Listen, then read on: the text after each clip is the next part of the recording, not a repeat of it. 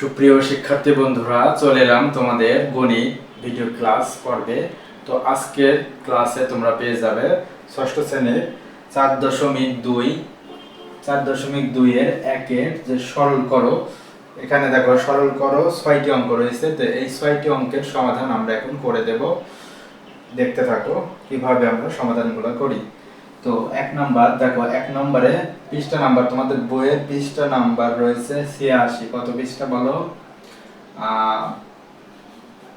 Page 86। তো তোমাদের ষষ্ঠ শ্রেণীর গণিত 4.2 এর পেজ 86 এক নাম্বার রয়েছে সরল করো। আজকে আমরা এই সরল করা অঙ্কগুলো তোমাদের বুঝিয়ে দিব। তো চলো, একের আই নাম্বার যে অঙ্কটি রয়েছে সেটা হচ্ছে x কিউব গুণন x to the power 7, x cube গুণন x টু দি পাওয়ার 7। তো এই অঙ্কটি তোমাকে সরল করতে হবে। তো আচ্ছা, এই অঙ্কটা আমরা সরল করব। তার আগে আমরা এই অঙ্কগুলো সরলগুলো করতে হলে আমাদের কি কি সূত্র জানতে হবে, চলো সেই সূত্রগুলো জেনে নেই। তো এখানে দেখো, আমাদের সরল করার ভিতরে টোটালি গুণের অঙ্ক রয়েছে। তো গুণের ক্ষেত্রে আমাদের একটি সূত্র জানতে হবে, সেটা হচ্ছে a two the power m গুণন a two the power n equal to a two the power m plus n। অর্থাৎ a two the power m মানে এখানে পড়তে হবে a two the power m গুণন a two the power n equal to a two the power m plus n। এখানে দেখো মাথার উপরে যেটা রয়েছে সেটাকে বলা হয় পাওয়ার। কি বলা হয়? পাওয়ার। আর নিচে যেটা রয়েছে সেটাকে বলা হয় বেজ বা ভিত্তি। তো গুণনের ক্ষেত্রে পাওয়ার বেজ, দুইটা বেজের উপর যত গুণনই থাক, প্রত্যেকটা বেজ যদি একই হয় তো আমরা একটা বেজ প্রথমে লিখে এরপরে পাওয়ারে যোগ দিব। এটাই হচ্ছে আমাদের সূত্র। তো এই সূত্র অনুযায়ী আমরা অঙ্কগুলো করব। তো এখন দেখো, এখানে আছে x টু দি পাওয়ার। তো আর একটু কথা বলি, যদি মনে করে এখানে x এর উপরে লেখা রয়েছে আমাদের 2, তো এটাকে আমরা কিভাবে করব? প্রথমে x করব আর কারোর পাওয়ার 2 থাকা মানে করব আমরা স্কয়ার। কি করব? স্কয়ার। এখন দেখো x স্কয়ার, এখন যদি x এর উপরে ধরো 3 থাকে তাহলে পড়বা তুমি x কিউব। কি পড়বা? x cube. এখন ধরো x এর উপরে 4 রয়েছে তাহলে পড়বা তুমি x to the power x to the power 4। কি পড়বা? x to the power 4।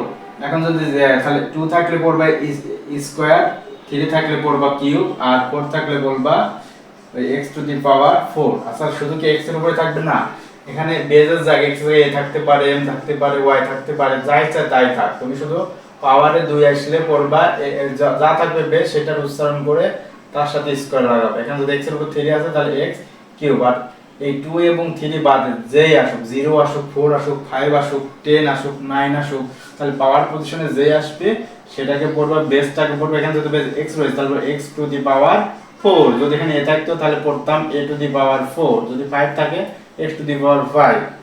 আশা করি তোমরা পড়তে শিখেছো। তাহলে আমরা কিভাবে পড়বো সেটা আমরা দেখে নিলাম।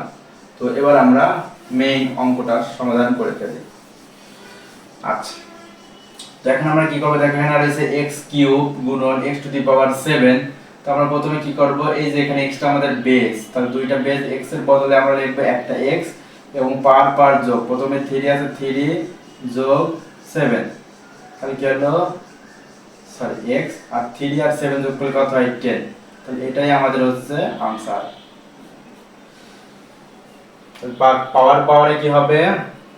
গুণ হবে। এটা কোথা থেকে আসলো? অনেকে সূত্রটা ভুলে গেছে। সূত্রটা দেখো, তোমাদের দেখার জন্য আরেকবার লিখে রাখি। এখানে আমি a two the power m গুণন a two the power n equal to a two the power m plus n, মানে দুইটা বেজের বদলে আমরা একটা বেজ রাখবো এবং পাওয়ারে যোগ করে দেব। এই ছিল আমাদের 1 নাম্বার। এবার চলো দেখে নেই 2 নাম্বার। তো 2 নাম্বার অঙ্কটি রয়েছে, দেখো a টু a কিউব গুণন a গুণন a টু দি পাওয়ার 5। তো এইটা সরল করতে হবে। তো এখানে দেখো বেজে রয়েছে এখানে এখানে কিন্তু এটা তো পাওয়ার নাই। শোনো, পাওয়ার না থাকলে মনে মনে তুমি 1 ধরে নিবা। কত ধরে নিবা? 1। তো আমরা এখানে মুছে দিচ্ছি আপাতত। তো তো এখানে যতগুলা এ থাকুক বা যতগুলা এক্স থাকুক যতগুলা এম থাকুক যে অঙ্কই থাকবে তুমি একটা ধরবে, গুণন ক্ষেত্রে কয়টা ধরবা একটা।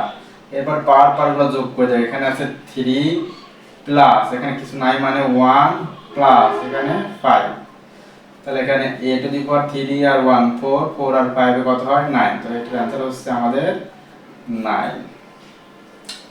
এখন প্রশ্ন স্যার যে এই পাওয়ারগুলোকে আমরা এবার যোগ দিয়ে দেখাবো না সরাসরি এটা লিখলে হবে? হ্যাঁ সরাসরি লিখলে হবে, ভেঙে যদি তুমি দেখিয়ে দাও তাও হবে, সমস্যা নাই।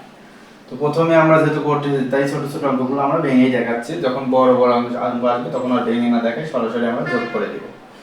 তো এরপরে দেখো 3 নাম্বার, তো এটা আমরা মুছে দেই। তো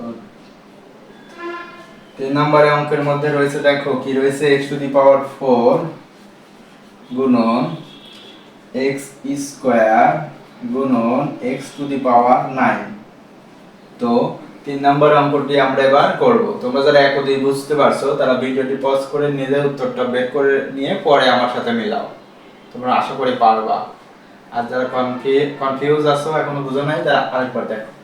তো এখানে দেখ x টু দি পাওয়ার 4 গুণন x স্কয়ার গুণন x টু দি পাওয়ার 9। আমরা যতগুলা x বেস হিসেবে পাচ্ছি প্রত্যেকটা x এর বদলে আমরা কি লিখব, একটা x লিখব। এবার পাওয়ারগুলো কি করে দেব, যোগ। প্রথম পাওয়ার 4, দ্বিতীয় পাওয়ার 2, তৃতীয় পাওয়ার 9, তাহলে এখানে x আর 4 আর 2 6, 6 আর 9 যোগ করলে কত হয় 15। তো x টু দি পাওয়ার 15, এটাই হচ্ছে আমাদের 3 নাম্বার প্রশ্নের आंसर। তো এই গেল আমাদের 1 2 এবং 3। এবার দেখে নেই চলো 4 নাম্বার। 4 নাম্বার অঙ্কটি রয়েছে m গুণন m স্কয়ার গুণন n স্কয়ার গুণন m কিউব গুণন n টু দি পাওয়ার 7। তো আমরা মিলাই নেই প্রশ্নটা উঠানো ঠিক আছে নাকি। m গুণন m স্কয়ার গুণন n cube sorry n square নাকি m গুণন m স্কয়ার গুণন n হচ্ছে আমাদের এখানে কিউব ছিল আসলে, তাহলে n কিউব এরপরে m কিউব এরপরে n টু দি পাওয়ার 7। আচ্ছা এবার ঠিক আছে। তো এবার আমরা কি করব, এখানে দেখো এই অঙ্কটার ভিতরে রয়েছে m এবং n। তো প্রথমে আমরা m গুলো একদিকে নিয়ে আসি আগে, m গুণন m স্কয়ার গুণন এই m টাকে আমরা আগে লিখি m কিউব গুণন এই যে n কিউব গুণন n টু দি পাওয়ার 7। অঙ্কের ভিতরে বেস একটা m বেস আছে আর একটা n বেস রয়েছে। তো m বেস গুলো আমরা একদিকে নিলাম, n গুলো একদিকে নিলাম। তো এখন এই তিনটা m এর বদলে তুমি একটা m লেখো। এবার এর উপর কেউ নাই মানে 1, এখানে আছে 2 যোগ 3, এই গুণনটা এবার লিখে দেই। দুইটা n এর বদলে একটা n, এই 3 যোগ 7। তাহলে কি হলো, এখানে দেখো m এখানে 1 আর 2 এ 3, 3 আর 3 এ 6 মানে 6 গুণন এখানে n এর উপরে হচ্ছে 3 প্লাস 7 ইকুয়াল টু 10। তো m এরটা পেয়ে গেছে আর এটাও পেয়ে গেছে, মাঝে আর গুণ চিহ্ন দরকার নাই। এখন তুমি পাশাপাশি লিখে দাও m to the power 6 into n to the power 10। এটাই হচ্ছে আমাদের 4 নাম্বার সরল অঙ্কের आंसर। তো আমরা কি করলাম আরেকবার বুঝাই দেই যে প্রথমে দেখো m যেগুলো আছে সেগুলোকে একদিকে নিলাম এবং বেসে বেসে n গুলোকে ডান সাইডে নিলাম। m এর সবগুলা বেস m এর জন্য একটা m নিলাম, এরপরে পাওয়ারগুলো যোগ করে দিলাম। এখানে 1 কোথায় পেলাম, কোনো বেসের পাওয়ার না থাকলে সেটা আমরা 1 ধরে নেব। এরপর n দুইটা n এর বদলে একটা n লিখলাম, এবার পাওয়ারে যোগ দিলাম, তাহলে হয়ে গেল 10। m টু দি পাওয়ার 6 গুণন n টু দি পাওয়ার 10। এখন আমরা সমস্ত হিসাব শেষ, এখন মাঝের গুণন রাখার দরকার নেই, পাশাপাশি বসিয়ে দেয় m to the power 6 into n to the power 10। এটা হচ্ছে আমাদের आंसर। তো এরপরে আমরা 4 নাম্বার শেষ, চলে এবার আমরা 5 নাম্বারটা দেখে নেই। তো 5 নাম্বার অঙ্কটি হচ্ছে b 3a গুণন 4b into 2a into 5c। শোনো, গুণনে কি ইনটু বলা যায়, মাল্টিপ্লাই বলা যায় এবং কি ইনটু বলা যায়। তাহলে কত হলো 5c গুণন 3b। 3a গুণন 4b গুণন 2a গুণন 5c গুণন 3b। তো এখন আমাদের এই অঙ্কটা সরল করতে হবে। দেখো আগে শুধু ছিল আমাদের কোন একটা বীজগাণিতিক প্রতীক a m x এরকম সংখ্যা, কিন্তু এবার দেখো সংখ্যা রয়েছে এবং অক্ষর প্রতীকও রয়েছে। এখন আমরা কি করব, দেখো এখানে a রয়েছে, b রয়েছে, a রয়েছে, c রয়েছে, b রয়েছে। তো এই অঙ্কটাতে আমরা প্রথমে দেখো একই টাইপের অক্ষরগুলো একদিকে নিয়ে আসো, মানে সদিশ পদ একই জাতীয় দেখতে যেগুলো সেটাকে বলা হয় সদিশ পদ। তাহলে এখানে 3a আর 2a এক জায়গায় নিয়ে আসো, তাহলে 3 যোগ না গুণন 3a গুণন 2a, এ আর না, এবার বি গুলো লিখে নেই। তাহলে b 4b গুণন 3b গুণন এখন কি লিখবো আমরা বলো 5c। ওকে, তাহলে এগুলো আমাদের এক জায়গায় হয়ে গেল, বি গুলো এক জায়গায় এবং সি একটাই আছে লিখলাম, ঠিক আছে। এখন দেখো এই যে এর হিসাবটুকু আমরা আগে করে দেব। তাহলে এর সামনে এখানে আছে 3 আর এখানে আছে 2, এই দুটো গুণ করো। 3 গুণন 2 একবার গুণ করে দাও, 3 দুগুণে 6। তাহলে এখানে একটাই এখানে একটা থাকবে, দুইটা এর বদলে একটাই। আর আমরা জানি মতে পাওয়ার কিছু না থাকে মানে 1, এখানে 1 আছে এখানে 1 আছে। তাহলে এই 1 আর 1 যদি আমরা যোগ করি তাহলে কত হবে বলো তো 2। তাহলে এখানে আমরা একবারে 2 লিখে দিতে পারি। তাহলে কি হলো 6a স্কয়ার। এবার মাঝখানের গুণন স্যার ভেঙে ভেঙে লিখে দেন, না ভেঙে লিখলেও হবে এমনি লিখলেও হবে, তুমি ভেঙে লিখতে পারো সরাসরি লিখতে পারো। এবার দেখো এখান থেকে 4 আর 3 গুণ করো, 4 গুণন 3, 3 4 কত হয় বলো তো 12। এবার দুইটা বি এর বদলে একটা বি লেখো, এখানে কিছু নাই মানে 1 এখানে 1, আর 1 আর 1 যোগ করলে কত হয় 2, এই গেল 2 গুণন এখানে আছে 5 4 তো সি নাই, তাহলে ওটা যেভাবে আছে ওইভাবে লিখে দাও। ওকে, এবার দেখো এ বি এবং সি আলাদা আলাদা, বাট সামনে প্রত্যেকটা কি রয়েছে সংখ্যা। তাহলে এই সংখ্যাগুলো আমরা আগে গুণন করব। তো প্রথমে দেখো 6 এবং 12, 6 12, 6 আর 12 যদি গুণ করি তাহলে কত হয় 6 12 72।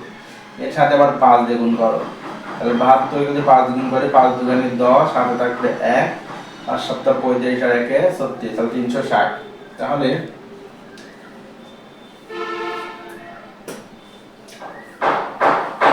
তাহলে দেখো 6 12 এবং 5 যদি গুণন করি আমরা তাহলে হচ্ছে 360। কারণ সংখ্যাগুলো তিনটা সংখ্যা আমরা এক জায়গায় গুণ করে নিলাম। এবারে পিছনে যে অক্ষরগুলো রয়েছে সেগুলো লিখে দিতে হবে, a স্কয়ার b স্কয়ার এবং c।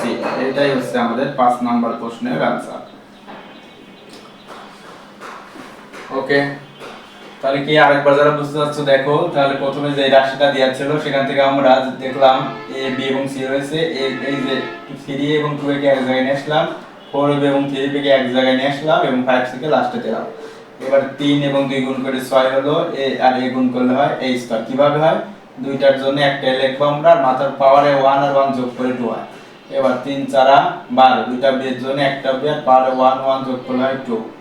এবার গুণন 5c, আর তার c নাই বিধায় 5c কে 5c আছে। এবার সামনের 6 এবং 12 গুণ করলে 72, 72 এ 5 গুণ করলে 360 এবং পরের গুণ যেগুলো বেঁচে আছে অক্ষর প্রতীকগুলো সেগুলো আমরা লিখে দিলাম। হয়ে গেল আমাদের 360 a square b square c answer. তো এই ছিল 5 নাম্বার। তো সরল অঙ্কের আমরা একেবারে শেষ পর্যায়ে চলে আসছি, আরেকটি মাত্র অঙ্ক রয়েছে। তো চলো দেখে নেই এবার vi মানে 6 নাম্বার অঙ্কটি।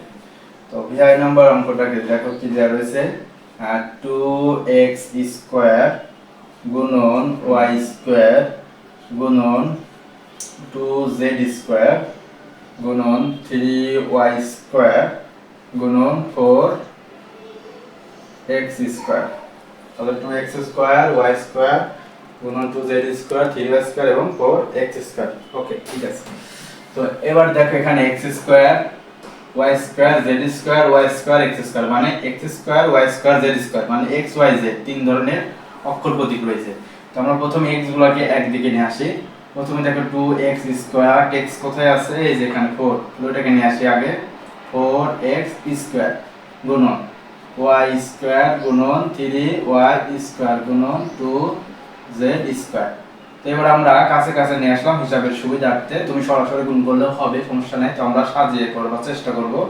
তো এখানে দেখো 2 এবং 4 গুণ করে দাও, 4 এবং 2 গুণ করলে কত হয় 8, আর দুই জায়গায় এই একটা x আর একটা x এর বলে একটা x লেখো, আর উপরে পাওয়ার পার যোগ করে দাও, এই 2 আর 2 কত হয় 4 গুণন এখানেও একটা y এখানেও একটা y, কিন্তু এখানে দেখো সংখ্যা কেউ নাই, কিন্তু এখানে আছে 3, তাহলে নাই মানে 1, সামনে সহগ না থাকলে 1 হয়, 1 আর 3 গুণ করো, 3 কে 3, দুইটা y বদলে একটা y, 2 আর 2 যোগ করলে হবে 4 গুণন এখানে কত রয়েছে 2z স্কয়ার, z একটাই রয়েছে আর একটা হচ্ছে rz নাই, তাহলে ওর হিসাব করার দরকার নাই, শেষ। এখন আমরা এই 8 3 এবং 2 গুণন করে নেব। 3 আষ্টা 24, 3 আষ্টা কত হয় 24, 24 এর 2 দ্বারা গুণ করলে 24 দুগানি কত হয় 48, কত হবে 48। এখন আমরা পিছনের অক্ষর প্রতীকগুলো বসিয়ে দেই, x to the power 4 y two the power 4 z square. এই ছিল আমাদের 6 নম্বর সরল অঙ্কের সমাধান। তো শিক্ষার্থী বন্ধুরা, তোমাদের 4.2 অর্থাৎ ষষ্ঠ শ্রেণীর 86 পৃষ্ঠার 4.2 এর 1 নাম্বার অঙ্কের সরল 6টি অঙ্ক ছিল। তো 6টি অঙ্কই তোমাদেরকে বুঝিয়ে দিলাম। তো আশা করি ভিডিওটি ভালো লাগছে। যারা এই পর্যন্ত দেখছো তারা অবশ্যই আমার চ্যানেলটি bright learning point YouTube channel এবং ফেসবুক পেজের পাশেই থাকবা। ইউটিউব চ্যানেলতে যারা দেখছো তারা সাবস্ক্রাইব করবা এবং যারা ফেসবুক পেজ থেকে দেখছো তারা ফলো করবা। তো তোমাদের 86 পৃষ্ঠার 1 নম্বর অঙ্কের সমাধান এই পর্যন্তই শেষ। এর পরের ভিডিওটিতে তোমরা 2 নম্বর প্রশ্নের সমাধান দেখতে পাবে।